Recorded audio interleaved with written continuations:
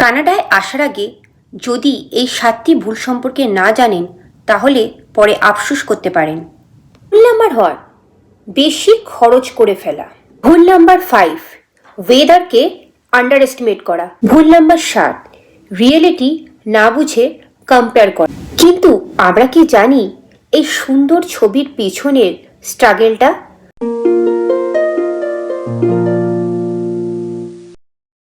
Hello everyone, welcome to Sangeeta's daily জীবন।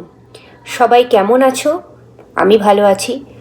তো বন্ধুরা, আজকে আমি কানাডায় আসার পর আমরা নতুনরা যে 7টি ভুল করে থাকি, যেগুলো আমি নিজেও করেছি, সেই ব্যাপারে বলবো। তাই যদি তুমি নতুন হও বা এখানে আসার প্ল্যান করে থাকো, এই ভিডিওটা তোমার জন্য। এই ভিডিওটা লাস্ট অবধি দেখবে। ভুল নাম্বার 1, বেশি খরচ করে ফেলা। কানাডায় এসে প্রথমেই আমরা খুব এক্সাইটেড হয়ে পড়ি। নতুন ফার্নিচার, জামা কাপড়, বাইরে খাওয়া দেওয়া, এই সমস্ত নিয়েই খুবই এক্সাইটেড থাকি। কিন্তু জানো তো রিয়েলিটি কি? রিয়েলিটি হলো কানাডায় ইনকাম বেশি হলেও এক্সপেন্সও অনেকটাই বেশি। ভুল নাম্বার 2 হলো ক্রেডিট কার্ড ভুলভাবে ব্যবহার করা। অনেকেই ভাবে যে ক্রেডিট কার্ড মানে হলো এক্সট্রা টাকা, বাট সেটা নয়। ক্রেডিট কার্ড মানে হলো লোন। তো মিনিমাম পেমেন্ট দিলে ইন্টারেস্ট বাড়তে থাকে। তো আমার টিপস হলো তোমাদের কাছে, যতটা খরচ করবে মাসের শেষে পুরোটাই পেমেন্ট করো। ভুল নাম্বার 3, সেভিংস না করা।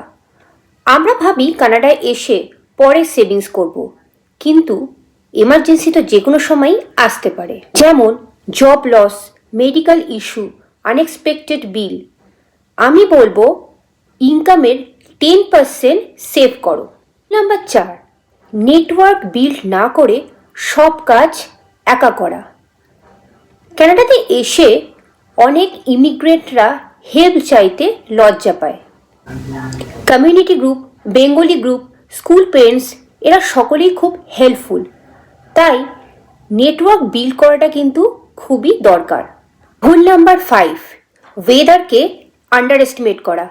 কানাডায় আসার আগে ভেবেছিলাম আমিও শীত তো শীতই, সোয়েটার পরলেই হবে, কিন্তু রিয়েলিটি একদমই আলাদা। এখানে টেম্পারেচার -10, -20, এমনকি -30ও হয়ে যায় কখনো কখনো। উইন্ড চিল থাকলে আরও বেশি ঠান্ডা অনুভব হয়। তখন বাইরে 5 মিনিট দাঁড়ালেও হার্ট একদম জমে যায়। তাহলে যারা নতুন আসে সেই সব ইমিগ্রেন্টরা কি ভুল করে? প্রপার উইন্টার জ্যাকেট না কেনা, ওয়াটারপ্রুফ বুটস না নেওয়া, গ্লাভস, ক্যাপ, থার্মাল ইগনোর করা, কিডসদের উইন্টার গিয়ারে কম খরচ করা, স্কুলে বাচ্চাদের বাইরে প্লে টাইম থাকে, সঠিক জ্যাকেট না হলে তারা অসুস্থ হয়ে যেতে পারে। তাহলে প্রবল ঠান্ডা থেকে বাঁচতে হলে আপনাদের গুড কোয়ালিটির উইন্টার জ্যাকেট কিনতে হবে। ওয়াটারপ্রুফ বুটস খুবই ইম্পর্টেন্ট, সেটা পরতে হবে। থার্মাল ইনার পরলে বডি হিট থাকে, তো সেটা আপনাকে জ্যাকেটের নিচে পরতে হবে। লেয়ারিং সিস্টেম ফলো করুন।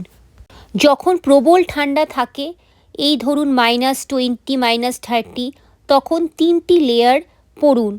ফার্স্টে থার্মাল, তারপরে লাইট ওয়েট জ্যাকেট বা হুডি, তারপরে থিক জ্যাকেট পরুন। সত্যি কথা বলতে কি, কানাডায় উইন্টার ক্লোথসটা খরচ না, ইনভেস্টমেন্ট। জানো তো, শীতের সময় আমরা ফ্যামিলিকে আরও বেশি করে মিস করি। একে বাইরে অন্ধকার, ঠান্ডা, স্নো, তখন মেন্টাল হেলথেও ইম্প্যাক্ট পড়ে আমাদের। ভুল নাম্বার 6, মেন্টাল হেলথকে ইগনোর করা। প্রবাস জীবন সবসময় ইজি হয় না, লোনলিনেস থাকে, ফ্যামিলিকে মিস করি। কানাডায় আসার পর অনেকেই কিন্তু মেন্টাল হেলথ ইগনোর করে। আমরা অনেকেই ভাবি সব ঠিক হয়ে যাবে, মানিয়ে নেব, কিন্তু আসলে ফ্যামিলি দূরে থাকে, ক্লোজ বন্ধু বলে থাকে না, নতুন কালচার, নতুন language pressure, job stress, winter loneliness, এই সমস্ত কিছু থাকেই। বিশেষ করে শীতের সময় বাইরে অন্ধকার, ঠান্ডা, তাড়াতাড়ি রাত হয়ে যাওয়া, মন আরোই খারাপ হয়ে যায়। অনেক সময় আমরা কাউকে বলিও না, স্ট্রং থাকার অভিনয় করি, কিন্তু ভেতরে ভেতরে প্রেশার জমে যায়। কারোর সাথে কথা বলো, রুটিন তৈরি করো, নিজের জন্য সময় বার করো। ভুল নাম্বার 7, রিয়েলিটি না বুঝে কম্পেয়ার করা। আমরা অনেক সময় করে থাকি, রিয়েলিটি না জেনেই অন্যের সাথে কম্পেয়ার করি। সোশ্যাল মিডিয়াতে সবাই পারফেক্ট লাইফ দেখায়, সুন্দর বাড়ি, সুন্দর গাড়ি, বিদেশে ঘুরতে যাওয়া, হাসি খুশি ফ্যামিলি পিকচার। কিন্তু আমরা কি জানি এই সুন্দর ছবির পেছনের স্ট্রাগেলটা? কানাডায় লাইফ কিন্তু অত সহজ নয়।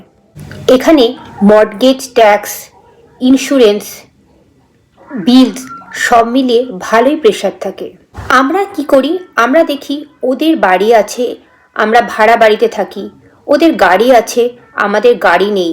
এইসব ভেবে নিজের জীবনকে ছোট মনে করি। এটাই সবচেয়ে ডেঞ্জারাস। প্রত্যেকের জার্নি আলাদা। কেউ 2 বছরে সেটেল হয়, আবার কেউ 5 বছরে। কম্পেয়ার করলে পিস নষ্ট হয়, আর প্রোগ্রেস হয় ফোকাস করলে। কানাডায় এসে আমি কি শিখেছি? ধীরে চললেও স্টেডি থাকলে একদিন নিজের টার্গেট অ্যাচিভ করা যায়। তাই কানাডায় এসে সফল হতে চাইলে অন্যকে দেখে কম্পেয়ার না করে নিজের লক্ষ্যে এগিয়ে চলুন। তো এই ছিল কানাডায় নতুনরা এসে যে 7টি ভুল করে। তোমাদের কি এরকম কোনো এক্সপিরিয়েন্স আছে? কমেন্টে জানাও প্লিজ। আর আমার এই ভিডিওটা ভালো লেগে থাকলে লাইক করো, শেয়ার করো, চ্যানেলটাকে সাবস্ক্রাইব করতে ভুলো না কিন্তু। আবার দেখা হবে নতুন একটি ব্লগে। সবাই খুব ভালো থেকো আর লাইফটাকে এনজয় করো। বাই।